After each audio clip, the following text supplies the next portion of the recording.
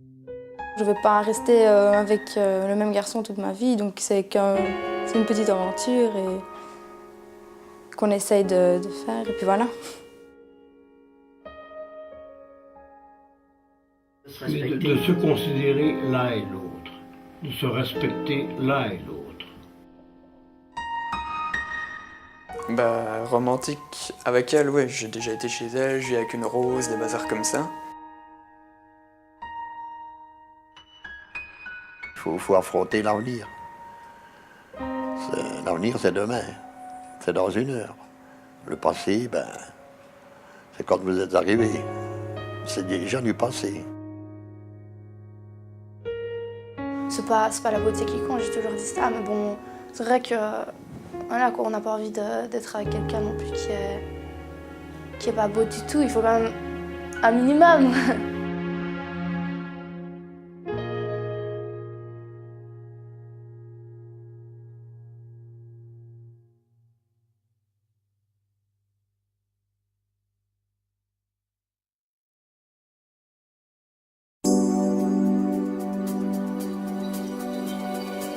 C'était une amie d'enfance. Et elle habitait en face de chez moi. Et comme tous les jeunes, bon, ben, on a dépassé un peu l'amitié, on a essayé de beaucoup de choses.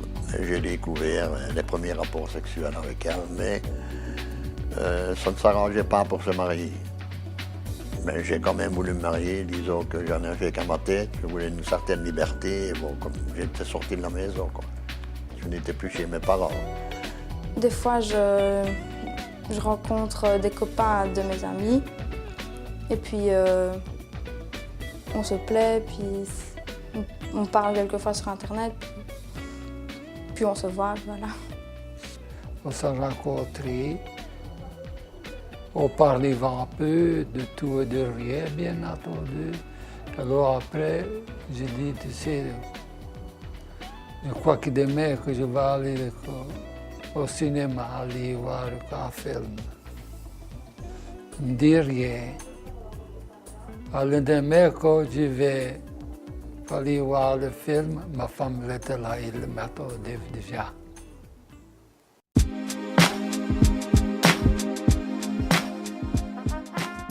Les parents, tout ce qu'ils voulaient, c'était espérons que tu tombes bien sur une bonne femme de ménage, respectueuse de tout, et que tu fasses un bon ménage, toi aussi, et de vous aimer pour la vie.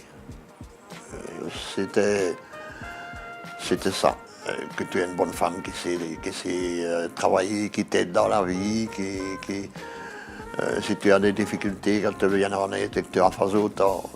C'était ça, cette époque-là. C'est difficile à dire si mes parents ont une influence vraiment sur moi parce qu'à chaque fois que je leur ai présenté une copine, je vais dire, il n'y a jamais eu de désapprobation de la part de ma mère ou de mon père.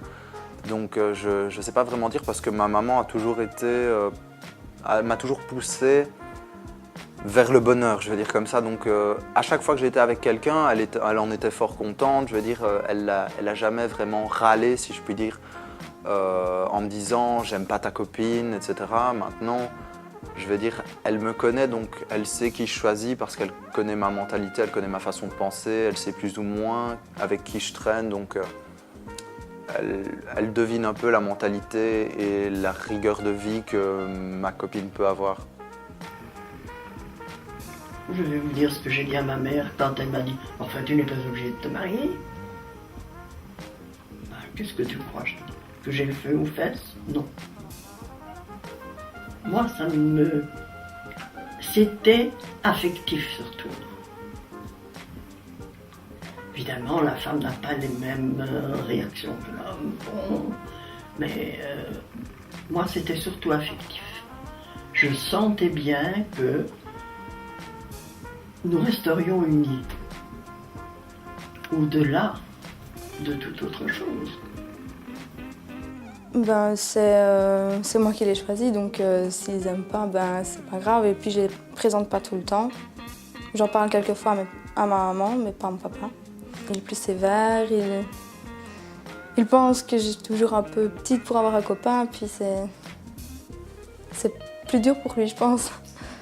Il y a juste, quand je suis restée longtemps avec mon copain de 8 mois, je lui ai présenté, et puis ça va, il aimait bien, donc c'était facile. Quand j'ai présenté mon copain à mes parents, ils l'ont accepté. Avant qu'il vienne à la maison, j'ai un peu parlé de lui. Je voulais savoir s'il y avait moyen qu'il vienne une fois de temps en temps dormir à la maison. Même mon papa, comme tous les papas, c'est sa fille, donc il n'était pas fort pour ça. Il ne voulait pas qu'il dorme à la maison. Et pour finir, ça s'est fait. Il est venu dormir à la maison, donc on a discuté. Il a discuté avec mes parents. Moi, je ne suis pas gênée. J'ai un copain, je me présente à mes parents. Voilà, maman, voici mon copain. Puis ils parlent un petit souper ensemble. Puis voilà. On ne se livrait pas à ses parents, on ne racontait pas sa sexualité, il ne posait pas beaucoup de questions et vous mettez toujours en garde. Mon père, il est fort réservé là-dessus. Si nos grands-parents vivaient la même sexualité qu'aujourd'hui. Ça, je ne pense pas. Parce que dans leur génération, on ne parlait pas de tout ça. C'était le sujet tabou. Mais maintenant, on évolue. On est dans une nouvelle génération. Les jeunes parlent. Les parents écoutent. Bon, c'est vrai que j'ai certaines amies où leurs parents ne veulent pas parler de tout ça. Je trouve ça un peu malheureux parce qu'il faut dire aux enfants, il faut que tu mettes ça, il ne faut pas que tu te laisses faire. Enfin, pour tout sujet, pour les moyens de contraception et tout ça. Parce que une fois qu'on a le sida, c'est malheureux, on ne peut pas s'en sortir.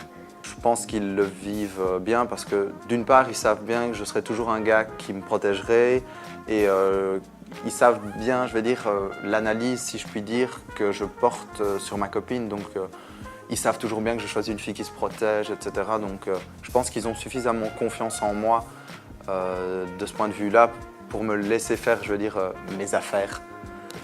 Les avis diffèrent suivant si, imaginons, j'en parle avec mon papa ou ma maman.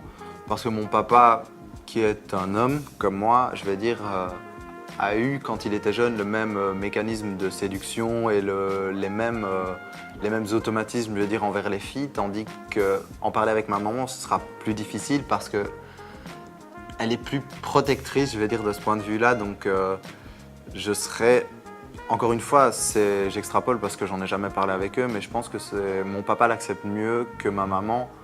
Bien que ce côté sécuritaire que j'ai dans la relation sexuelle la rassure, maintenant, au point de vue de son opinion, je ne sais pas vraiment dire, c'est un peu divergent. Je veux dire, il y a certainement du pour et du contre.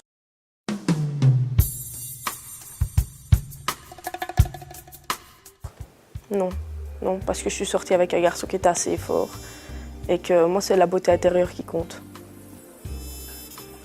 C'est plus agréable à regarder une fille habillée, même que deux gendarmes s'ils sont nus. Donc, ça a tout son charme. C'est l'opposé de son propre sexe. Et une fille, si en plus, elle est jolie, bien faite et intelligente, c'est le paradis. Si on a une conversation avec elle, qu'elle ne bloque pas sur quelque chose, et vous savez, qu'on change beaucoup de conversations, qu'on parle un peu de tout, qu'on s'ouvre. C'est magnifique, c'est formidable.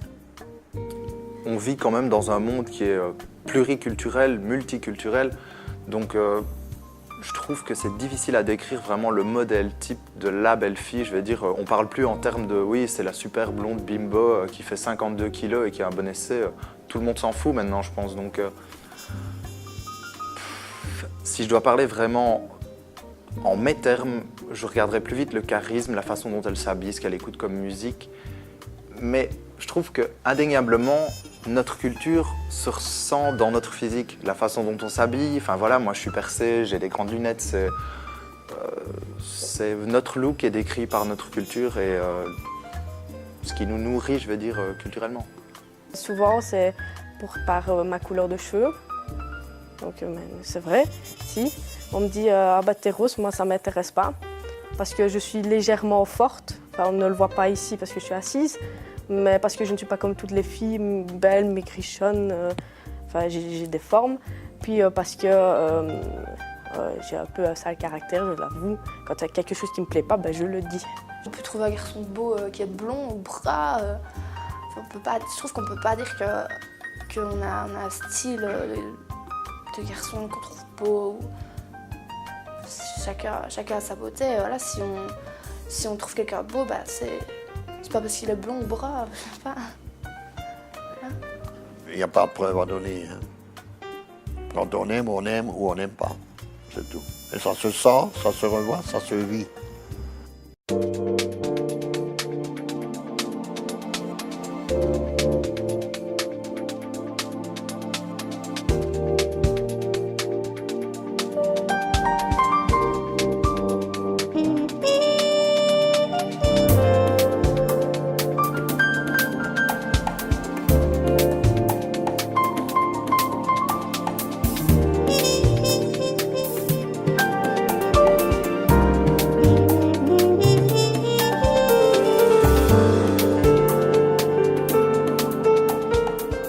Quelquefois, elle veut savoir si j'ai pas encore eu de relation. Elle me donne des petits conseils. Sinon ça vient tout seul dans la voiture quand je reviens de l'école. Et on parle des sujets comme ça. Et voilà ce qu'on disait en Wallon. Un homme ne risque rien. Mais une femme peut être enceinte. Alors, tant je ne donne jamais faire un gosse, hein, tu seras dans l'obligation de te marier parce que, à l'époque, vous alliez faire un gosse à une partenaire, il fallait l'épouser. C'est ridicule. Maintenant, il y a les moyens, il y a la pilule. Et beaucoup de moyens contraceptifs qui n'existaient pas à cette époque-là. Je crois qu'on entendait l'acte sexuel au mariage. Oh, bah, quand on nous fait au mariage, hein. Étions-nous l'exception? Oui. Je ne sais pas. Est-ce que tu l'as déjà fait? Est-ce que tu te protèges? Tout ça, j'aime pas qu'elle parle de ça. Mes copains. Je préfère parler de ça avec eux que mes parents. Moi, c'est plus par les amis, ouais. Moi, c'est plus par l'école. Vu que j'ai quand même pas mal changé d'école, on recevait des fois des cartes des écoles, etc., des trucs comme ça. Ouais. Par les amis aussi, par le net et dans les livres, dans les maisons des jeunes, les bibliothèques et tout ça. Mes amis surtout, parce qu'il y en a quelques-unes qui s'y connaissent, je veux dire. Déjà entendu parler, même par des amis, encore une fois. La famille en parle, et c'est l'adolescence, donc voilà. Ah, ma mère, elle me posera des questions sur le généria, mais pour mon père, ça n'a pas un sujet tabou. Mais il enverra plutôt ma mère, elle va lui demander ça. Donc c'est pas... Ouais. Ma mère, oui, je lui parle un peu, mais vite fait. Mon père, non, jamais j'ai osé parler de ça. Quoi. Moi, ma mère, personnellement, elle ne me pose pas de questions. Elle m'explique plutôt les choses de la vie en disant que c'est pas bien d'aller par ailleurs, tous les trucs comme ça. Sinon, non. Elle ne me raconte pas non plus ses expériences. Elle va me dire, oui, étant jeune, j'ai eu un copain.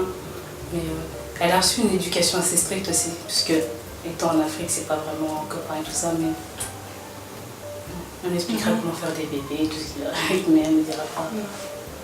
Moi aussi, à la base, quoi, se protéger, voilà. Sinon, pas vraiment. L'expansion des médias a poussé les gens à consommer la relation et à avoir envie de plus de choses. Donc je pense que oui, on est poussé à la découverte due aux médias, donc oui, je pense entièrement que c'est grâce à ça. Grâce ou à cause de ça. Moi, je ne pense pas que je l'ai eu trop tard ou trop tôt parce que je me sentais prêt. Maintenant, j'ai des amis qui ont 21 ans et qui n'ont jamais eu de relations sexuelles, comme j'ai des amis qui, à 12 ans, avaient déjà eu des relations sexuelles. Maintenant, je ne suis pas là pour juger, donc je ne pense pas que ce soit bien ou mal. Mais ce qui compte, c'est de se sentir prêt. On se demande si on est prêt, et si on est vraiment prêt. À ce moment-là, on passe à l'acte. Mais si une des deux personnes n'est pas prête, à ce moment-là, moi, je ne vais pas plus loin. Je ne pensais pas, je pensais le faire plus tard. Puis voilà, c'est venu, le moment était venu, ben, on l'a fait.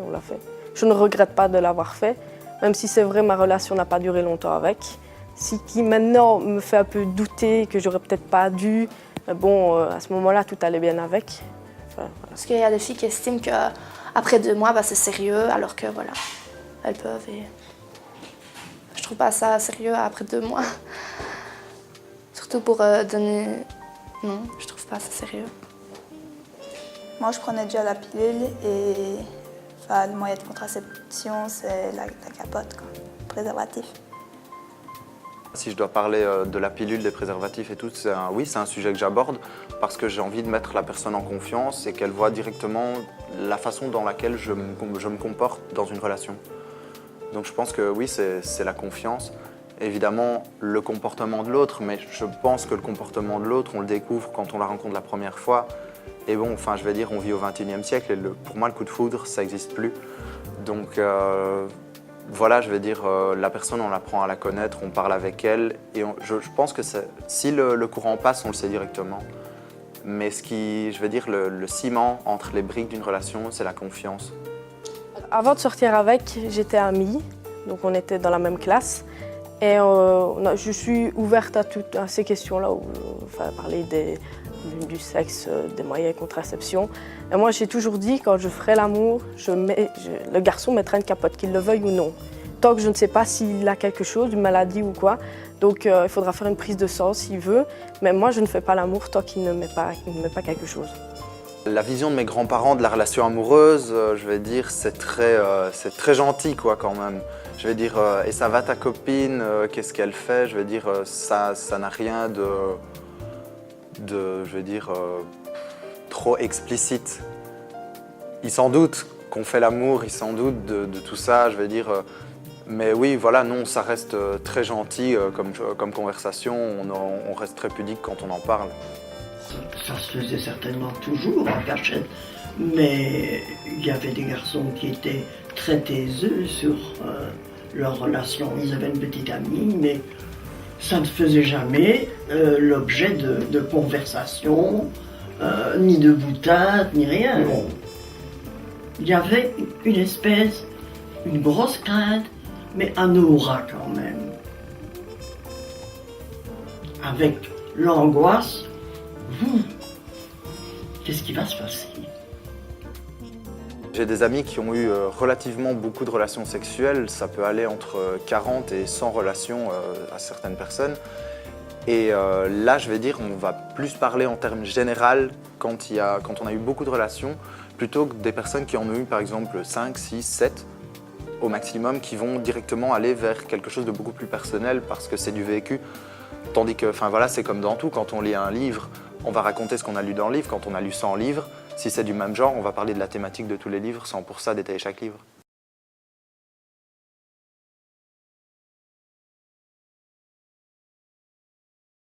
Bah, au début, je pensais, parce que c'était la première fois que j'avais eu un copain, donc ça a duré longtemps. Et je me suis dit quand même que c'était pas aussi le grand amour, celui que j'ai resté avec moi toute ma vie. Mais je me suis dit, c'est peut-être... c'est comme... c'est un garçon que je vais retenir et que je raconterai ça peut-être à mes enfants plus tard. Nous avions programmé un enfant à partir de 30 ans. Malheureusement, les circonstances n'ont pas voulu. Et à partir de ce moment-là, j'ai dit, moi, je ne saurais pas vivre ma vie dans ma maison, à faire mon petit ménage et à papoter. J'ai pas d'enfant. Eh bien, vous allez me laisser travailler tant que je voudrais. Et c'est ce que j'ai fait. Il m'a dit qu'il aimait encore son ex, donc voilà, moi j'ai arrêté. C'est une très bonne amie à moi. Il y en a eu peut-être 2. Et la fois où ça s'est passé, je vais dire, où ça a été le plus dur, je suis resté 6 mois tout seul. Oui, voilà, c'est comme se prendre une grande baffe dans la figure, quoi. Parce que j'étais vraiment super ancré avec ma copine. Je veux dire, on avait vraiment une relation qui était très sérieuse. On se voyait 4 à 5 fois par semaine. Je connaissais ses parents super bien. Donc oui, ça a été un super choc. Mais je pense que ce qui m'a fait le plus de mal, c'est les habitudes que j'ai dû perdre. Parce que c'est tout le mode de vie qu'on crée autour de la personne. Tout ce qui tourne autour de la personne.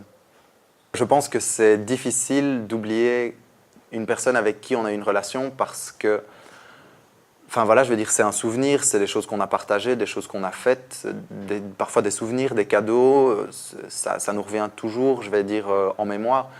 Et je pense que c'est pas une mauvaise chose, et justement, c'est de l'expérience, et ça nous apprend à vivre. Donc la rupture, je pense que c'est une bonne chose, même si on la vit mal. Mais dans mon cas, j'ai essayé de ne pas trop mal la vivre. Donc je me suis remis au travail, j'ai fait mes devoirs, j'ai vu mes amis, je suis allé au cinéma et la vie a continué. Et puis j'ai rencontré une autre fille et voilà.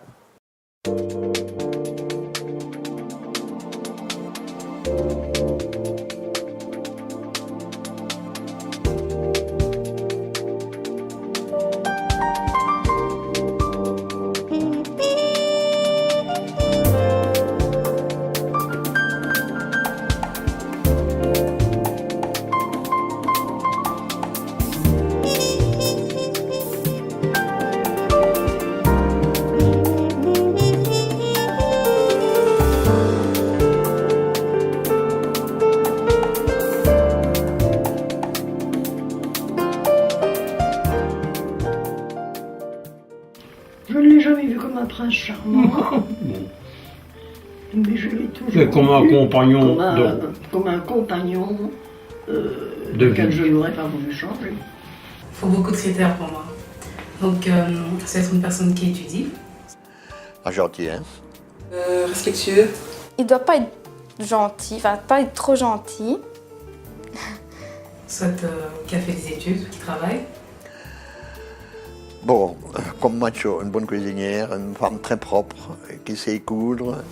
À l'écoute et présent. Il doit être romantique, mais pas trop. Une personne bien, généreux, gentille. Surtout qu'il soit compréhensif. Rien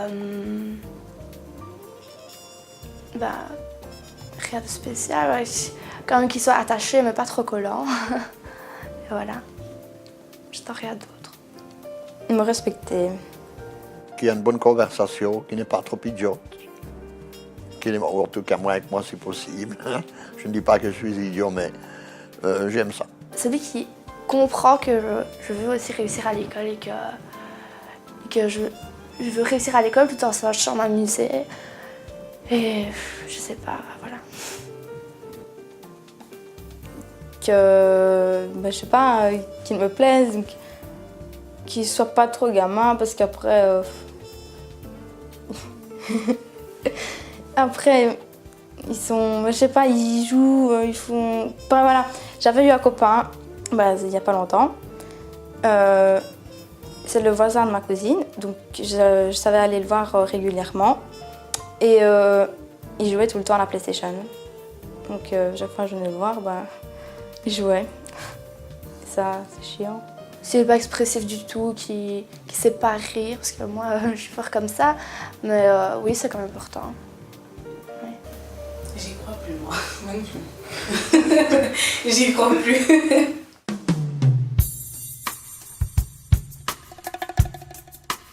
C'est bizarre, mais à chaque fois que je pense, j'ai l'impression que c'est comme dans les films, parce que je me dis qu'il fait tout le temps bon, que je sors de ma voiture et je vais chercher mes enfants à l'école. On fait pas tout le temps des pâtes. Je me vois avec lui dans une belle maison, avec un chat et un chien, et 2 voire 3 enfants. Dans ma vie d'adulte, je pense que c'est difficile de se projeter vraiment comme ça parce que comme je l'ai expliqué, avec ce qu'on voit à la télé, avec les médias, etc., la façon dont on va vivre, je pense que la relation est indéniablement liée et intimement liée à son boulot, au lieu dans lequel on va vivre. Donc je trouve que c'est difficile de dire vraiment comment je vais vivre ma vie plus tard. Parce que voilà, je ne sais pas si dans 2 ans, je serai toujours avec ma copine actuelle. Je ne sais même pas où je serai. Je ne sais pas où je travaillerai. Donc, je veux dire, c'est assez difficile à dire. Le mariage, c'est pas quelque chose d'important. Oui, mais je vais avoir des enfants. Et 2. Une fille, un garçon. Et voilà. Avoir un travail, avoir des enfants, avoir aussi mari. Et je ne veux pas être mère au foyer parce que maintenant les femmes ont le droit de travailler et que j'aime ce que je fais comme étude. Et je trouve que c'est important que chacun ait son travail. Et voilà.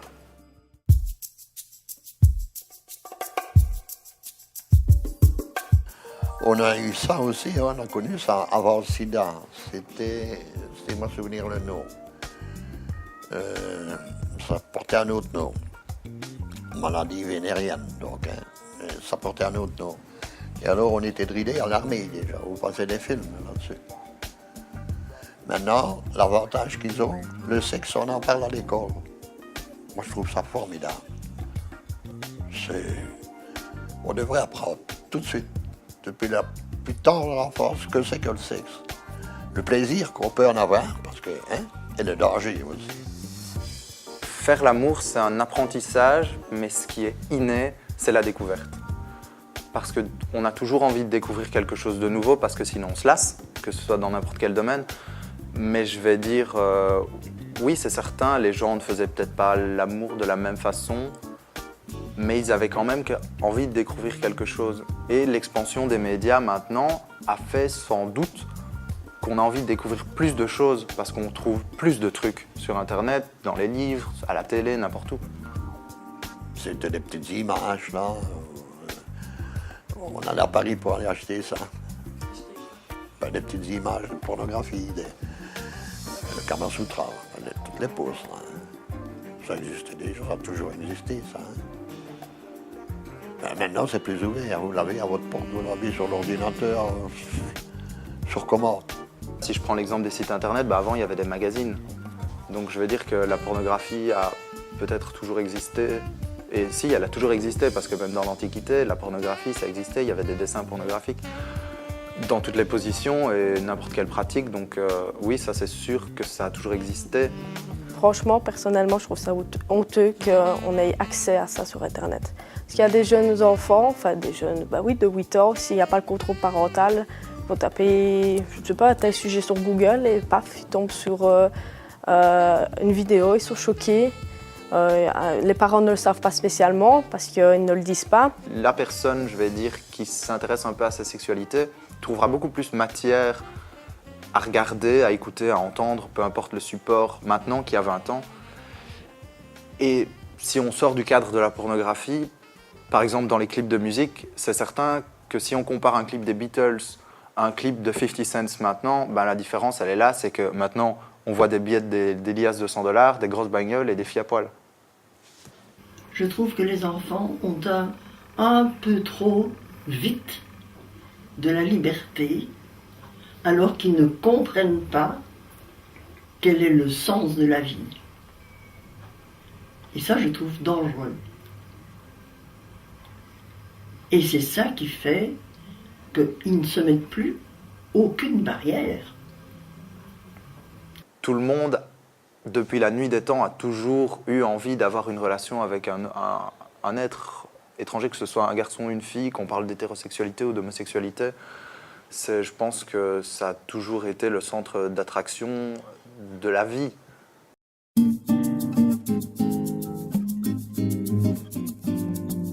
L'amour avec un grand A, il y a plusieurs amours. Le premier amour qu'on a, c'est l'amour de sa maman. C'est l'amour maternel. Puis alors, on a des copines, et puis vient l'amour. On se marie, et voilà. L'amour a toujours existé. Qu'est-ce qu'on ferait sans l'amour? Le matin, un petit bonjour, un petit bisou. Une fois, de temps en temps, sur la journée, un petit message, un petit mot doux. Et puis le soir, être ensemble. Et voilà, souhaiter bonne nuit, avec un bisou aussi. Et voilà, c'est tout simplement ça. Le petit geste du quotidien, ça c'est quand il m'envoie un petit SMS le matin pour voir comment je vais, si j'ai bien dormi. Le soir pour me dire bonne nuit. Et quand on se voit, des petits câlins par-ci, des petits câlins par-là. Et qui me disent qu'ils m'aiment. Ça aussi c'est important de le montrer et de le dire. Si on se cache rien, s'il n'y a pas de mensonge, je pense que ça ne peut que fonctionner. Elle a été extraordinaire. Nous sommes partis de rien pour arriver à un résultat.